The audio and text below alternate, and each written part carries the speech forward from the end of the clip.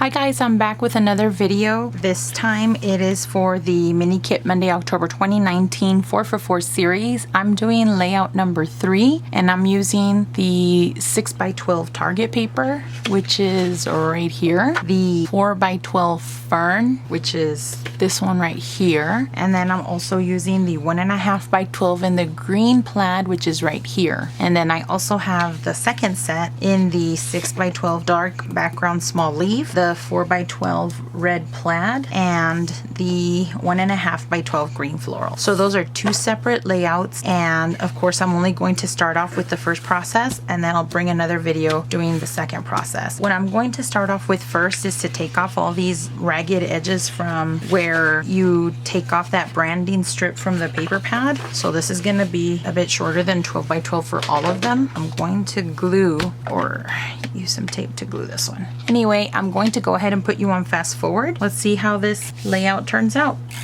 So I start off by putting all 3 pattern papers together, and really I was very hesitant and I didn't know whether or not I was going to like the way the layout ended up. I just tried to trust the process. I didn't even try to punch out any shapes or anything out of the smaller strip, just because I wanted to see how far the 4for4 process would take me. And I think that's what I like the most about this 4for4 series, is that it doesn't matter which way you try it out. I tried 2 styles or 2 different layouts with 2 separate sets of pattern paper, and I ended up liking both layouts. And they both look similar in some ways, but also really different in others. And you'll see in the next video that comes out, because that's going to be the second take on the number 3 layout for the 4for4 series. My layout didn't come together the way I was expecting it to. I only wanted to use one photograph in this layout. I really didn't know which layout I was going to use at first, but as soon as I put both of these 2 together and realized that I can use the Target paper on its side, it made me feel like that's where I was headed, in a direction that I was comfortable with. So I started using a lot of the elements that I did pull out for my Mini Kit Monday for this month of October, and I was really happy with how much I tried to touch different products and try to incorporate. I don't want to say that I tried to incorporate as much as I could, but I really did try to use different things from my kit and bring things in and see how much of that would fit together cohesively. And so that's the one thing that I did try. I picked out some of these die cuts from the composition notebook, and then also some cut aparts, and also I used the sticker sheet that I had pulled into my kit. I wasn't going to feel bothered by the fact that the die cut flowers and the sticker sheet, one has a matte and the other has a shiny finish. I like that both of the flowers came from the same collection, even though one of them has a really bright vibrancy and the other one is matte, of course. So I was putting the layout together and I realized that my pictures are kind of busy, and I did cut them down a bit from the 4x6 size. And I saw that because of all the patterns that are going all around it and then the busyness in the picture itself, I really felt like it needed that kind of contrast with a matte. I didn't do it in white because it was already laying on a white pattern paper, and so I decided to go with a dark contrast instead.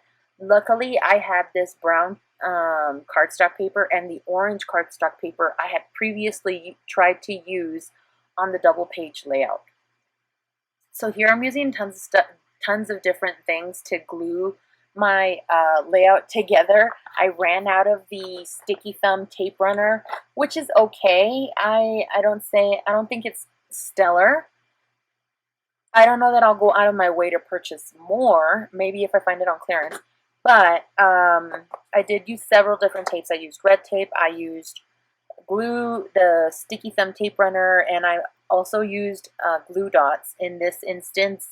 I bought these, I think, at Walmart because they don't have a Tuesday morning price tag on them. And so I use these glue dots that are 1 inch in length and they're permanent. They're okay to put, it's just trying to unroll them off the roll is tedious. And so that's probably the only thing that I don't like about these. I am trying to use them up though because I was low on ATG tape, and so I've been trying to use several of my the tear apart tape rolls, the red rolls, and then these glue dots as well, or glue lines. Really, they're lines, they're not dots. So here you saw that I did back my birds from the cardstock sticker sheet. I backed them with foam, and I use all kinds of scraps of foam, and I put those both up on foam, and I kind of like the idea of them, except for me, sometimes birds are hard to use on pictures, especially when there's people involved, because I feel like somehow I get this idea that a bird is going to poop on their heads, and so we really shouldn't put them over people, but but you just have to get over that. It's a nice decorative element. I think I just have to stray away from that thought. And I felt like the more perched he was with feet, especially the one on the top right-hand corner, the more I felt like it was ready to do that at any second with people standing underneath him. And so instead I cut off his legs, which sounds awful, but I trimmed off the little legs that he had so that it looks like he's perched, and I don't have this thought that this cardstock sticker is going to poop on the people's heads that are in the photographs. So that's how I got over that quickly.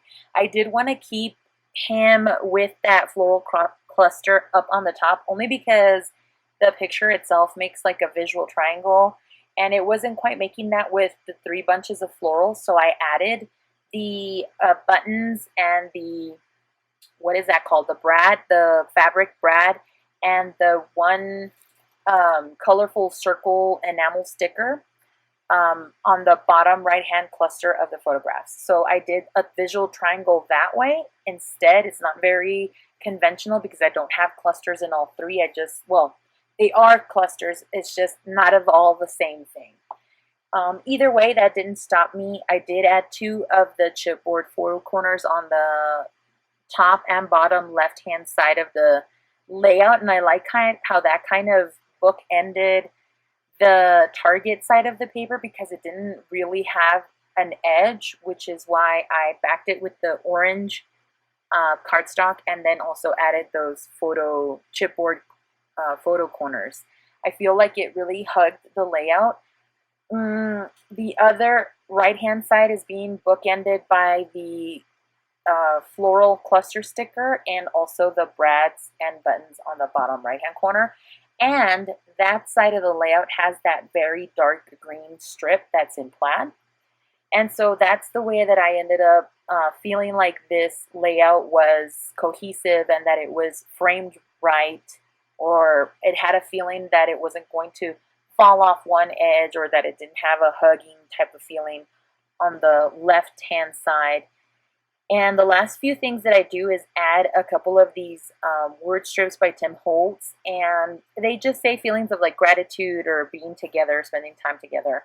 And the last thing that I do is add some color shine to the layout on these different clusters. I hope that you enjoyed the process. I'm sorry that these videos are still coming out pretty late. I'm trying to catch up as best I can. Anyway, I do hope that you give this video a thumbs up. You still check out the Mini Kit Monday ladies. Don't forget to check out our Facebook group for the Mini Kit Monday Facebook challenges. And also give this video a thumbs up. Subscribe if you haven't already, and leave me a comment. I love to hear from you guys. Thank you so much for watching this video, and we'll see you in the next one. Have a great day. Bye!